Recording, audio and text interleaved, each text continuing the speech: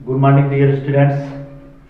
मैं Ayodhya Prasad Mishra, assistant professor BEd संकाय Santoshi Das PG college Kadipur Sultan. Dear students, आज हम अपने इस यूट्यूब वीडियो चैनल की इस कड़ी में भारतीय शिक्षा आयोग अथवा हंटर कमीशन की सिफारिशों के विषय में चर्चा करेंगे। डियर स्टूडेंट्स, हमने अपने पिछले वीडियो में हंटर कमीशन के विषय में जो सामान्य जानकारी दी थी, जैसा कि हमने बताया था कि ऊँट के डिस्पैच के 25 साल बाद शिक्षा जगत में हंटर कमीशन जो गठित किया गया था, मुख्यतः प्राथमिक शिक्षा को लेकर के ये गठित किया गया था, परंतु हंटर कमीशन ने शिक्षा के सभी आयामों को टच किया था। तो भारतीय शिक्षा आयोग अथवा हंटर कमीशन जो 600 अथवा 770 पेज का अपना संस्तुति पत्र लॉर्ड रिपन को सौंपा था, उसमें जो शिक्षा जगत के लिए या भारतीय शिक्षा के लिए जो सिफारिशें प्रस्तुत की थी, उसको आज हम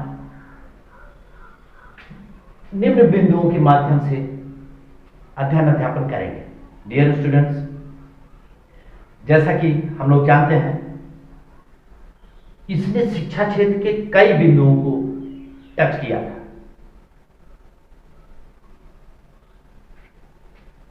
आज हम सिर्फ 2 बिंदुओं को पढ़ेंगे, जिसमें नंबर 1 है ऊट डिस्पैच में घोषित शिक्षा नीति 1854 के संबंध में सुझाव।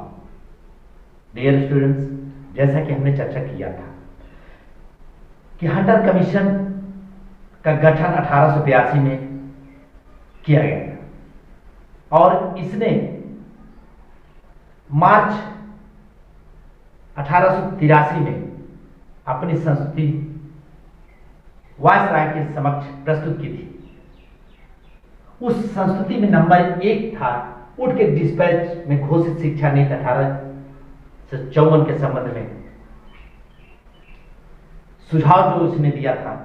इसने 1854 के ऊट के डिस्पैच का समर्थन किया, लेकिन इस आयोग ने ऊट के घोषणा पत्र और भारतीय शिक्षा में जो भ्रमण करके इसने अध्ययन किया था, उसके आधार पर यह अनुभव किया था कि इस नीति का क्रियान्वयन उचित ढंग से नहीं किया गया था।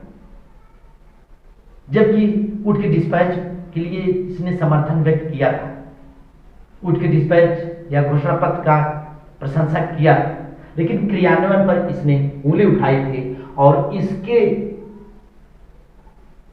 सुझाव के लिए, अर्थात ऊट के डिस्पैच में जो घोषित शिक्षा नीति थी, उसमें संशोधन के लिए इसने निम्न बिंदुओं के माध्यम से सुझाव दिया था, जिसको हम नंबर 1 के रूप में देख सकते हैं।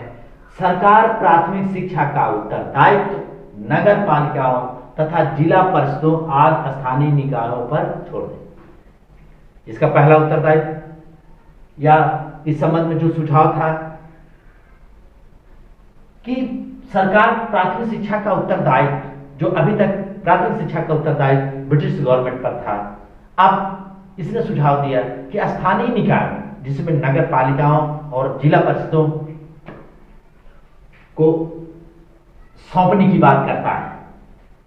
और दूसरा पॉइंट है माध्यमिक व उच्च शिक्षा का उत्तरदायित्व व्यक्तिगत संस्थाओं एवं संगठनों पर छोड़ दे। और अभी तक जो उच्च शिक्षा या माध्यमिक शिक्षा का उत्तरदायित्व भी सरकार ही निर्वहन कर रहे थे। इसके लिए हंटर कमीशन या भारतीय शिक्षा आयोग ने ये सुझाव दिया था कि माध्यमिक और उच्च शिक्षा का उत्तरदायित्व व्यक्तिगत व्यक्तियों और संगठनों पर छोड़ दे। तीसरा पॉइंट था सहायता अनुदान प्रणाली के नियम उदार, सरल एवं व्यवहारिक होना चाहिए। डियर स्टूडेंट्स, ऊट के डिस्पैच में हमने चर्चा किया था कि ग्रांट इन एड सिस्टम प्रणाली जो ऊट के डिस्पैच के बाद भारत में लागू की गई थी, उसके नियमों को सरल, उदार और व्यवहारिक रूप प्रदान करने के लिए इसने सुझाव दिया था। जो कठोर था उसको और सरल बनाया जाए। नेक्स्ट पॉइंट है, सहायता अनुदान के नियम से सभी अधिकारी एवं कर्मचारी व्यक्तिगत रूप से अवगत हों और मुख्यतः प्रधानाध्यापक को जरूर इसके बारे में जानकारी होनी चाहिए। कहने का तात्पर्य, अभी तक सिर्फ जो सरकारी कर्मचारियों या उच्च अधिकारियों को ही इसके बारे में जानकारी होती थी, अब इसने उदारता की नीति का पालन करते हुए भारतीय शिक्षा आयोग ने सहायता अनुदान के सब व्यवस्था में जो नियम बनाए जाए उसको सभी अधिकारी, कर्मचारी और संस्थान का प्रधानाध्यापक भी उससे अवगत। नेक्स्ट पॉइंट है, सहायता अनुदान के नियम अलग अलग मदों के लिए अलग अलग बनाए जाए। कहने का तात्पर्य, डियर स्टूडेंट्स, हमने चर्चा किया था सहायता अनुदान के जो नियम थे वो केवल शैक्षणिक संस्थानों के लिए थे, लेकिन भारतीय शिक्षा आयोग अथवा हंटर कमीशन ने सहायता अनुदान के नियम को उदार और सरल बनाने के लिए इसने अलग अलग मदों की व्यवस्था की। अर्थात कहने का तात्पर्य, शिक्षकों के वेतन के लिए अलग मद हो, निर्धन छात्रों या गरीब छात्रों की छात्रवृत्तियों के लिए अलग मद हो, प्रयोगशाला, भवन निर्माण आदि के लिए अलग अलग मद बनाए जाए। नेक्स्ट पॉइंट है, सहायता अनुदान के नियमों को प्रांतीय आवश्यकताओं के अनुकूल बनाया जाए। डियर स्टूडेंट्स, जैसा कि हम जानते हैं भारत में या भारत विविधता में एकता को संजोए हुए है। ब्रिटिश काल में भी ये परिस्थिति थी। अनेक प्रांतों में उनकी आवश्यकताओं के अनुसार जरूरतें थी और उन जरूरतों के लिए हंटर कमीशन अथवा भारतीय शिक्षा आयोग ने सुझाव दिया था या रिकमेंड किया था कि अनुदान के नियमों को प्रांतीय मतलब उन राज्यों या प्रांतों की आवश्यकताओं के अनुकूल बनाया जाए जिससे वो लाभान्वित हो सके। डियर स्टूडेंट्स, ऊट के डिस्पैच में घोषित शिक्षा नीति के संबंध में जो सुझाव इसने दिया था, इन बिंदुओं के माध्यम से हमने अध्ययन किया। अगला हेडिंग है प्राथमिक शिक्षा के संबंध में सुझाव या संस्तुतियां। डियर स्टूडेंट्स, जैसा कि हमने पिछले वीडियो में भी और आज हमने चर्चा किया कि भारतीय शिक्षा आयोग अथवा हंटर कमीशन, जिसमें कुल 20 सदस्य थे, 7 भारतीय और 13 यूरोपीय, इसका गठन ही प्राथमिक शिक्षा के संबंध में था। परंतु इसने प्राथमिक शिक्षा के साथ साथ माध्यमिक शिक्षा, उच्च शिक्षा, जन शिक्षा, मुस्लिम शिक्षा, स्त्री शिक्षा सबके बारे में कुछ न कुछ सुझाव दिया। परंतु प्राथमिक शिक्षा के संबंध में इसने मुख्यतः फोकस करते हुए निम्न सुझाव प्रस्तुत किए, जिसको हम निम्न बिंदुवार के माध्यम से हेडिंग के रूप में पढ़ सकते हैं। डियर स्टूडेंट्स, जिसके अंतर्गत आज हम प्राथमिक शिक्षा के संबंध में सुझाव के तहत नंबर 1 पॉइंट है प्राथमिक शिक्षा का प्रशासन एवं वित्त। डियर स्टूडेंट्स, अभी हमने ऊपर चर्चा किया कि प्राथमिक शिक्षा का उत्तरदायित्व नगर पालिका और जिला परिषदों को सौंप दिया जाए और उच्च और माध्यमिक शिक्षा व्यक्तिगत संस्थाओं को सौंपा जाए। इसके लिए इसने सुझाव दिया था प्राथमिक शिक्षा का प्रशासन एवं वित्त का संपूर्ण उत्तरदायित्व स्थानीय निकाय अथवा नगर पालिकाएं और जिला परिषदें होंगी और वे अपने क्षेत्रों में प्राथमिक शिक्षा की स्थापना, प्राथमिक शिक्षा के व्यय कोष और शिक्षकों के वेतन, निर्धन छात्रों के लिए छात्रवृत्तियां आदि अन्य सभ्य प्राथमिक शिक्षा के लिए नगर पालिकाएं या जिला परिषदें अथवा स्थानीय निकाय ही करेंगे। जैसा कि हमने चर्चा किया, इसके लिए कोष बनाने की भी संस्तुति की गई थी और इसने ये भी सुझाव दिया था कि प्रांतीय सरकारें प्राथमिक शिक्षा हेतु 1/2 अथवा 1/3 भाग अनुदान के रूप में भी देंगे। दूसरा पॉइंट है प्राथमिक शिक्षा के उद्देश्य। डियर स्टूडेंट्स, प्राथमिक शिक्षा के उद्देश्य को निर्धारित करते हुए माध्यमिक शिक्षा आयोग अथवा हंटर कमीशन ने मुख्यतः 2 उद्देश्य निर्धारित किए थे। नंबर 1 है जन शिक्षा का प्रसार।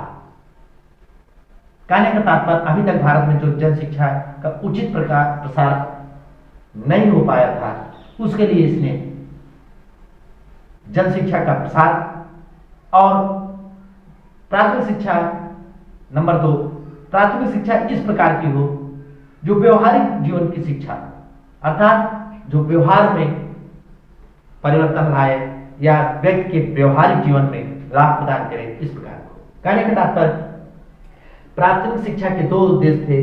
नंबर 1 जन शिक्षा का प्रसार और नंबर 2 था व्यवहारिक जीवन की शिक्षा प्रदान की जाए। तीसरा पॉइंट है प्राथमिक शिक्षा की पाठचर्या। डियर स्टूडेंट्स, कोई भी शिक्षा व्यवस्था हो, चाहे प्राथमिक हो, उच्च हो या माध्यमिक हो, सबका अपना अपना क्यूरिकुलम होता है। तो हंटर कमीशन अथवा भारतीय शिक्षा आयोग ने भी प्राथमिक शिक्षा की पाठचर्या आयोग की दृष्टि में या नजर में जीवन के व्यवहारिक पक्ष से संबंधित होनी चाहिए और इस संबंध में उसने कुछ सुझाव भी दिए थे, जिसमें नंबर 1 के तहत हम रख सकते हैं प्राथमिक शिक्षा की पाठचर्या में प्रांतों की अपनी आवश्यकताओं के अनुकूल प्रांतीय भाषा, प्रांतीय व्यवहार मानदंडों की शिक्षा के लिए होने चाहिए। कहने का तात्पर्य उन प्रांतों की अपनी आवश्यकताओं, भाषाओं और प्रांतों में जन व्यवहार के अनुरूप पाठचर्या का निर्माण करना चाहिए। और दूसरा था प्राथमिक पाठचर्या में व्यवहारिक गणित, बही खाता, सरल विज्ञान आदि को रखा जाए, या ये कहें सामान्य ज्ञान या सरल विज्ञान के सामान्य ज्ञान को रखने का सुझाव इसने दिया था। और साथ ही साथ तीसरा पॉइंट है प्रांत अपनी आवश्यकताओं के अनुरूप कृषि, पशुपालन, कताई बुनाई आदि में से किसी एक को शिक्षा प्रदान करने के लिए प्राथमिक पाठचर्या में स्थान प्रदान करें। कहने का तात्पर्य प्राथमिक पाठचर्या प्रांतों की आवश्यकताओं, भाषाओं, जरूरतों के अनुसार, व्यवहारिक मानदंडों के अनुसार रखने का सुझाव दिया।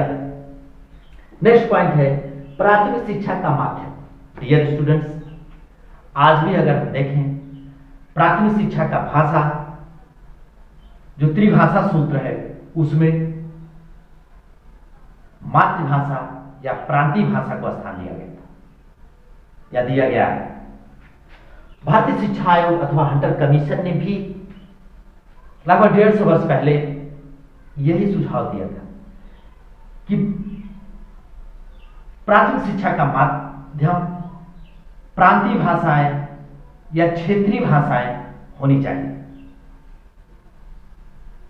और इसके लिए यह भी सुझाव दिया था कि प्रांतीय सरकार क्षेत्रीय भाषा और प्रांतीय भाषाओं के विकास के लिए भी प्रयास करें। नेक्स्ट पॉइंट है प्राथमिक शिक्षा हेतु शिक्षकों का प्रशिक्षण। डियर स्टूडेंट्स, कोई भी शिक्षा व्यवस्था हो, जब योग्य प्रशिक्षित शिक्षक उसमें शिक्षा प्रदान करेंगे तभी उसी शिक्षक अपने उद्देश्य को प्राप्त करेंगे। और इसके लिए या शिक्षक प्रशिक्षण में सुधार होने के लिए हंटर कमीशन अथवा भारतीय शिक्षा आयोग ने